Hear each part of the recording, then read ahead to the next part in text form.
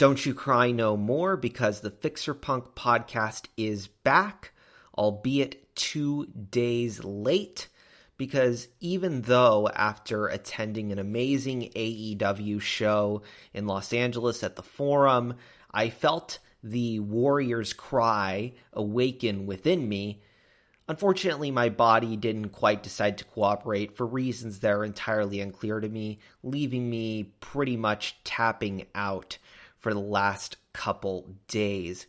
And I actually wanted to speak a little bit more along those lines of that warrior's cry and a sign that I was holding at the AEW show, which if you found this podcast from my sign, which appeared very, very briefly on national television on TBS, it said Adam Page for President 2028 and had the website for this podcast, fixerpunk.com, on it. Please let me know. You'll make my month. You might make my year. Let me know that you saw it. If you took a picture with me with the sign and you got to the website, please let me know as well. I'd love to talk to you. I brought a bunch of business cards actually to give out with QR codes for the podcast, and even with all these people walking up to me wanting to take pictures with my sign, I didn't hand out any of them. I don't know why still. One of the many unexplainable things that happens in my life. But if you found this podcast anyway, reach out to me by email. Email is Grayson, Greyson, at offspeedsolutions.com, or through the contact form on the fixerpunk.com website. Let me know that you saw the sign on TV or that you met me at the show. And thank you so much for tuning in. But when people would approach me for this sign, they thought it was fun. Adam Page is one of the wrestlers who was in the show. He won his match that night against Jon Moxley. But there is something very serious to that. There's a serious backstory to it. And I invited people to visit the website to read why and to hear why on an episode like this one. It is because, as you've heard, if you've listened to the prior episodes of this podcast, there is a serious problem in America right now with toxic masculinity and men's rights activists, men's influencers. We're talking about Andrew Tate, Liver King, people like Mike Cernovich, they're conservative commentators, people like Josh Hawley, conservative politicians that are writing books about masculinity, and they're creating a rather toxic and destructive influence on young men's lives by playing on unmet needs that these men are feeling. And one of those needs is to awaken the warrior within them.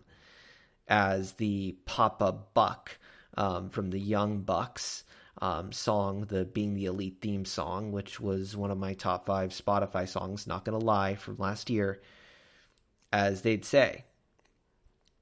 And Hangman Adam Page, I believe, is one of the best exemplars of how the left can confront, fight, and win against toxic masculinity, all this Andrew Tate nonsense.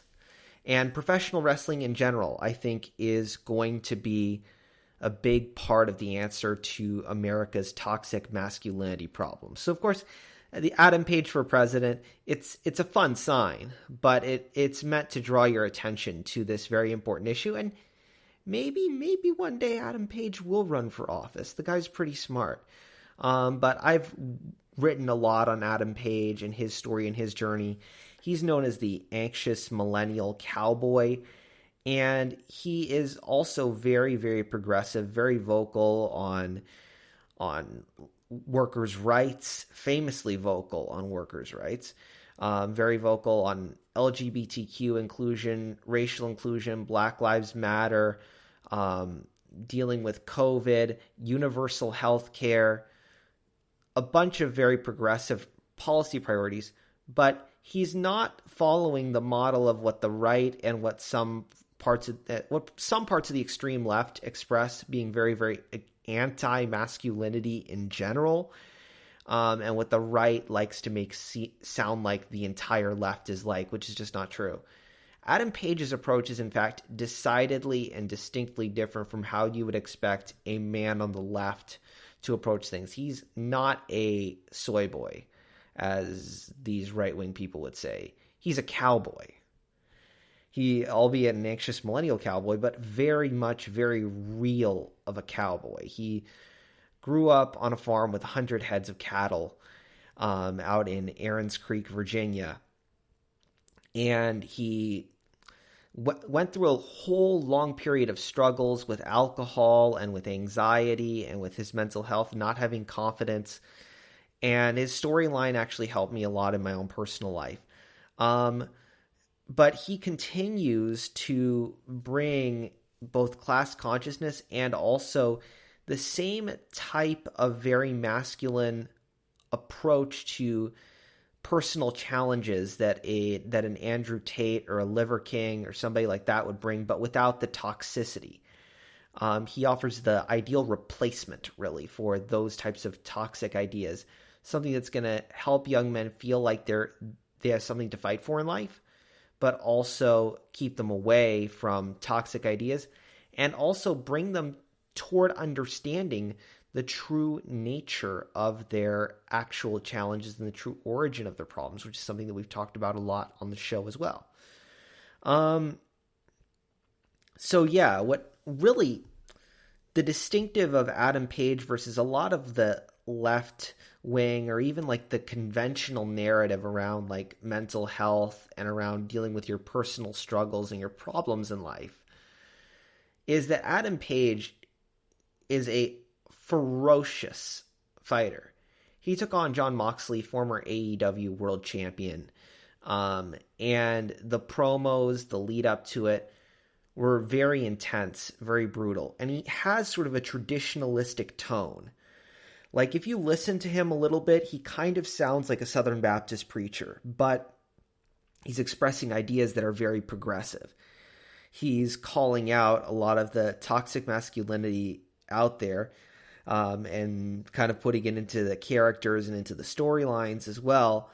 But then the way he takes on problems, he's not just saying to get weak. Adam Page is not telling young men to just get weak and your problems are going to get better just by submitting yourself or by getting softer or by suppressing your emotions, by suppressing who you are, by just becoming more calm and more peaceful, doing the typical stuff that you'd hear about in mental health circles.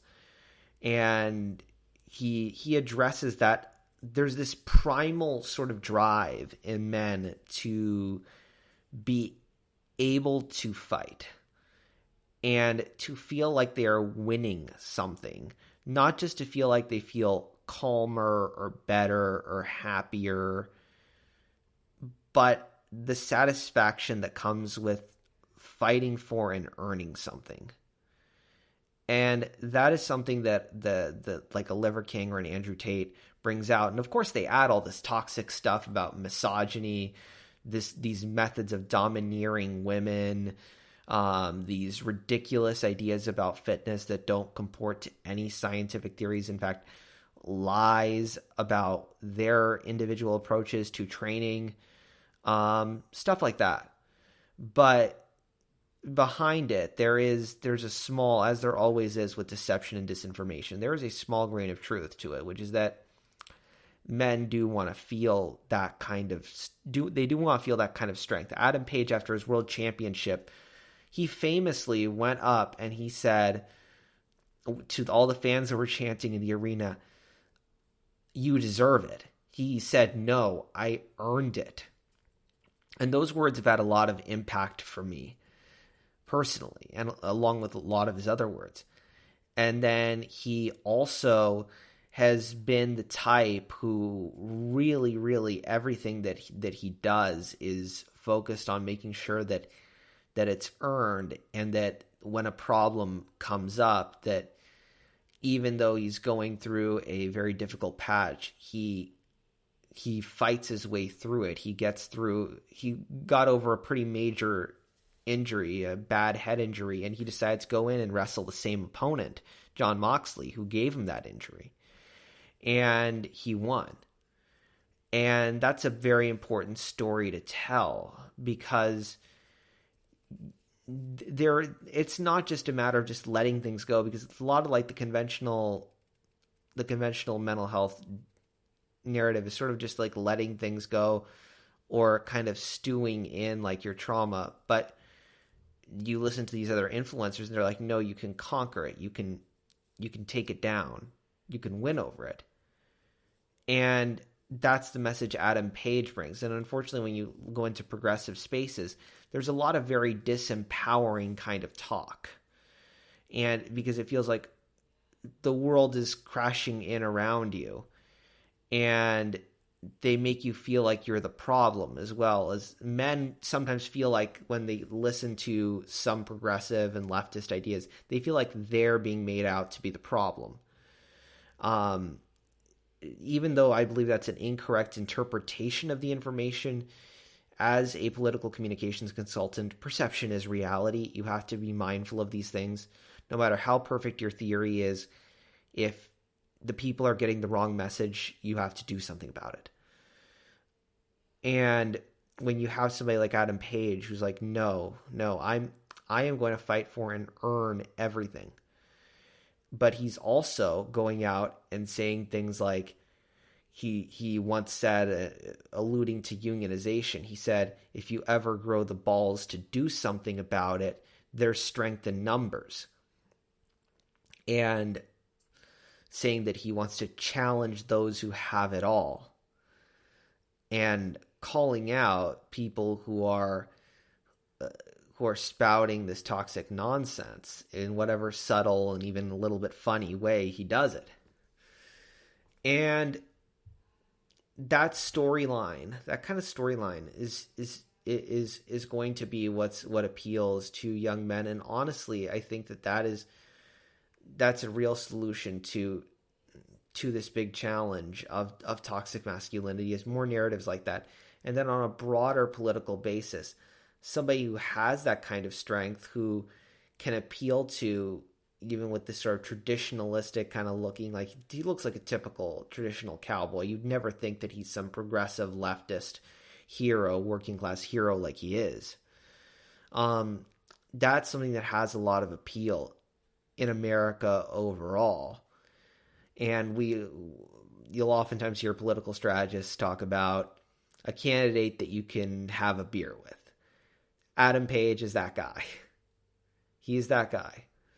But then he can also brilliantly find a way to get you interested in climate change issues, or get you interested in universal health care while having fun. And he does it without having to stoop to these levels of even a Donald Trump, of doing hyper offensive things. His approach is rough, but it's also moral. It's very ethical. It's very grounded.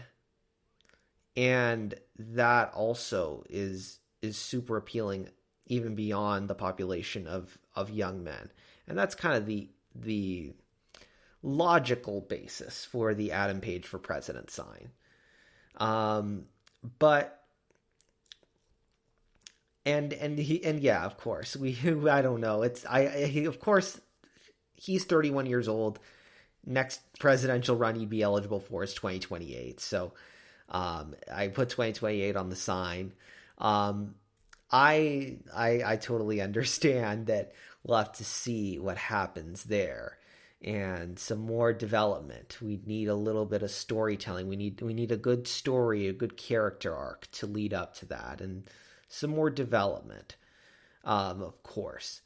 But it's a good way of thinking about how progressives what they need to incorporate into their messaging. They need to incorporate an Adam Page style of storytelling that focuses on wanting to fight for things and not repressing that masculine desire, but rather using it in an incredibly positive way.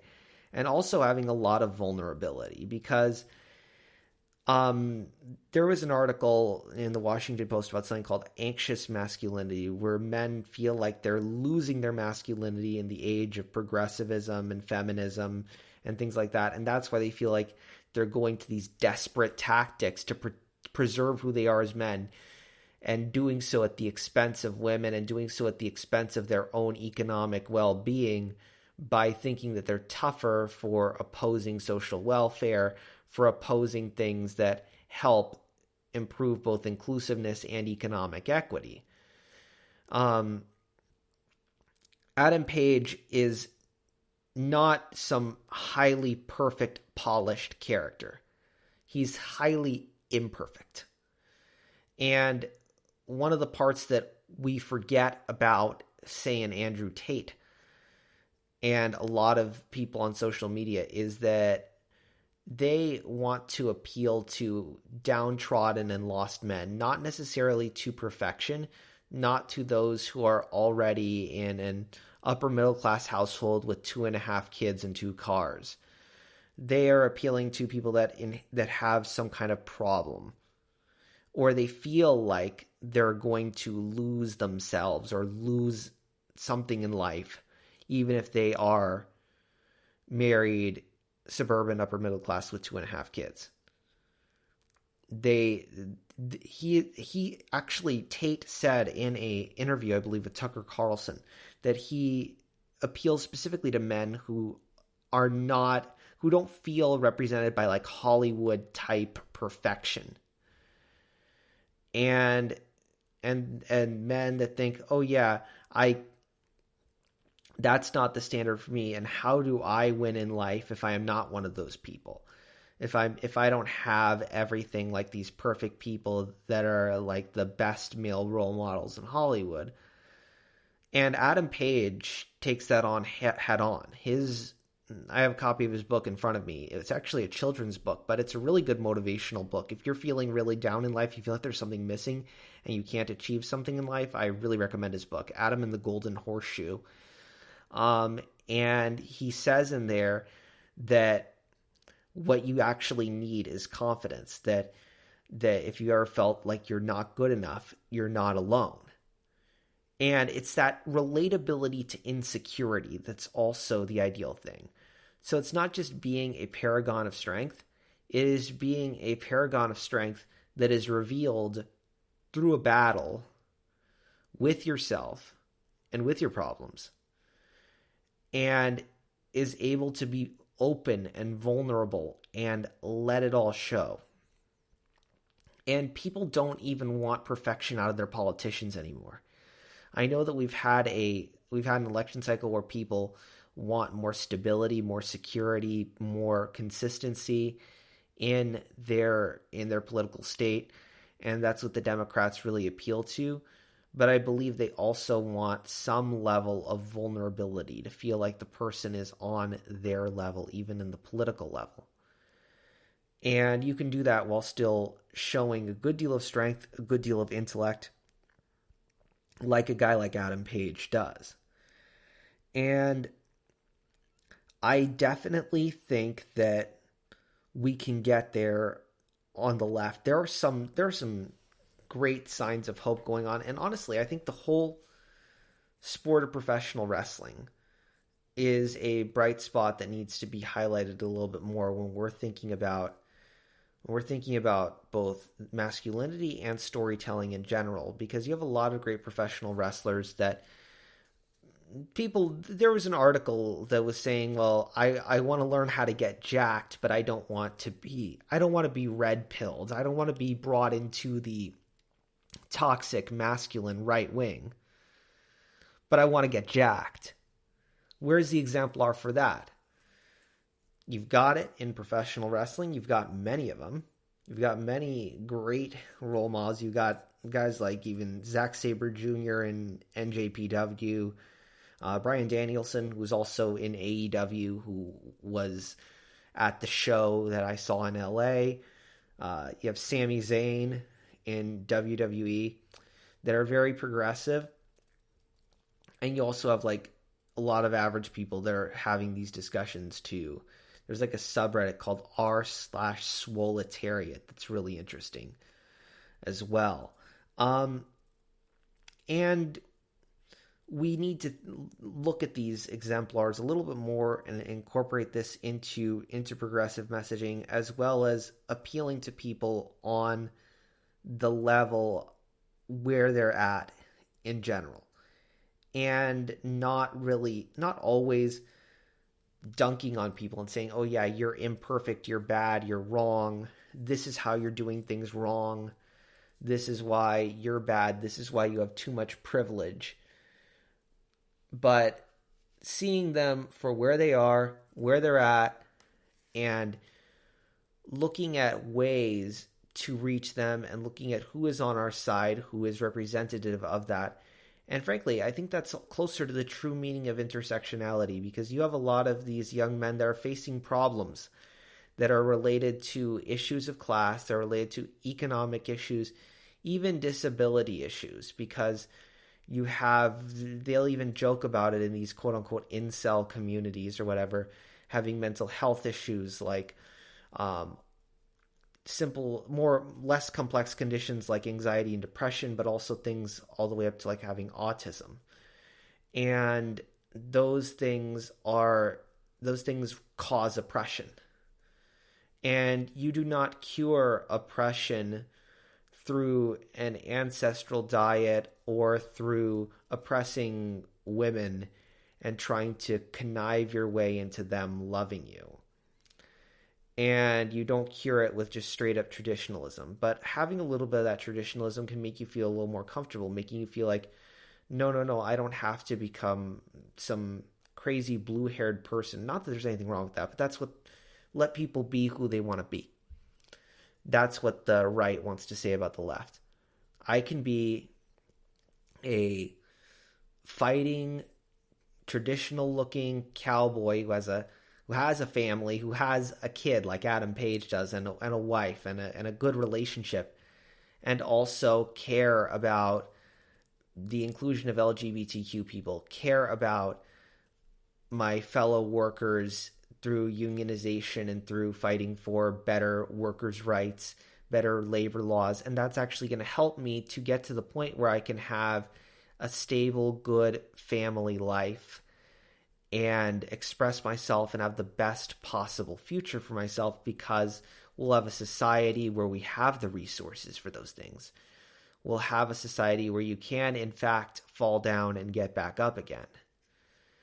And we'll have a society where you can, in fact, have redemption and you can have triumph, where it is possible for you to get in there, fight, win, and feel like you've earned it. Even though, of course, you need some backup. We all need a little bit of support there, here and there. Doesn't make it any less that you've earned it. And that's another narrative we have to be careful about. We want people to feel strength. We want people to feel that in them so that they can become the best versions of themselves.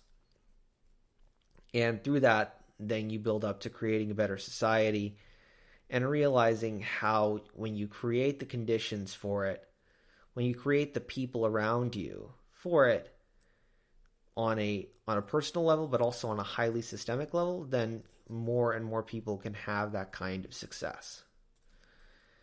And that's where we want to go, and that is my real vision and conceptualization for progressive ideas, is to get closer to those Adam Page like exemplars, so that people know that we can challenge those who have it all until we find our peace.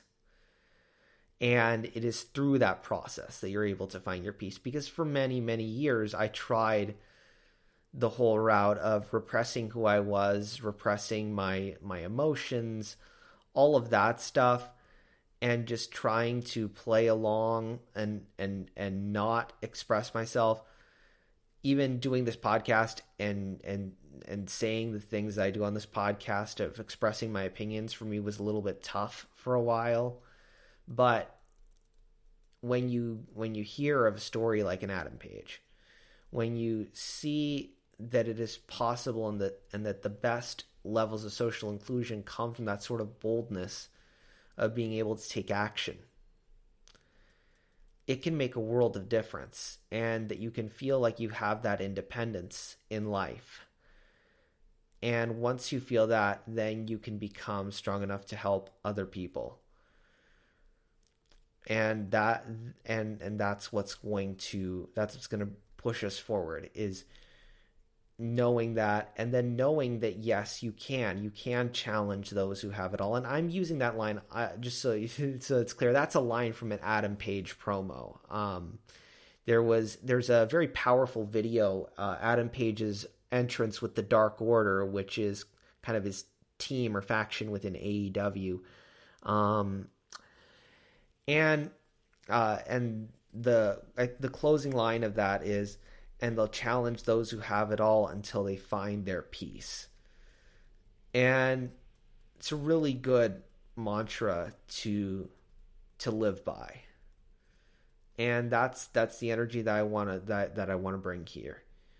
Because if you don't do that, the alternative is to listen to people who sound like they're trying to help you, but in fact they're trying to further your oppression. Because people like Andrew Tate are basically just furthering the oppression of these young men, putting them into ideas and boxes and things like that. They're just going to make their lives worse. It's not going to help them with their personal relationships. It's not going to help them financially. He has all these wacky business courses and things like that.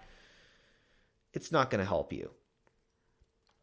Being able to challenge those things and those systems of oppression that are hurting both you and other people. Standing up with others to fight back against those things, and to take your problems and to not just ignore them or put them away in a closet or something like that, but to grapple them real hard and to make yourself stronger. When you're able to do those kinds of things and you're able to feel that sort of accomplishment, it gets you somewhere. And that's somewhere that you're not going to get with the other alternatives, either unfortunately with some of the ideas right now on the left, or a lot of these false ideas on the right. By being able to both act collectively and feel individually accomplished at the same time, you're going to have a lot more power. Thank you so much for listening to the Fixer Punk podcast. Please make sure to check out future episodes of the show. We'll be talking more about issues of toxic masculinity, how we can help young men get out of that, and also ways to further improve our political state and find answers to these challenges that we find ourselves in as a society. Thank you so much, and I hope you'll join us again next time.